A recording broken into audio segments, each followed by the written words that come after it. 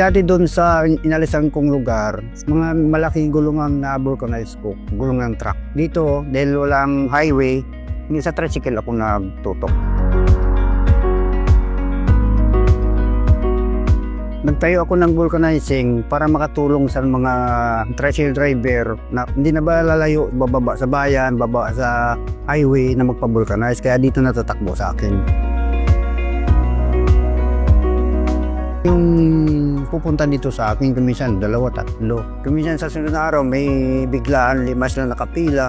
Tapos kahit gabi, may tumawag sa atin, ginagawa ko. Dahil minsan uuwi pa ng bayan, kailangan ma-vulcanize mo dahil kawawa naman di makauwi.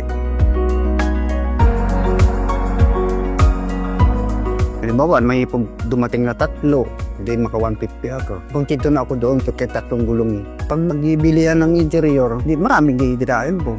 Kagaya niyan, karating na ng interior. Antimano may nabili na isa.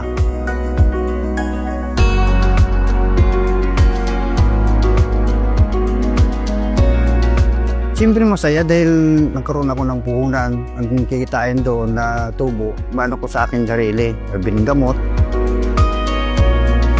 Maraming salamat sa Office of the Vice President, sa Vice President natin, nakatulong sa amin, sa akin, na mag-negosyo today. Tapos may puhunan na may panggastos ako sa araw-araw na kailangan ko.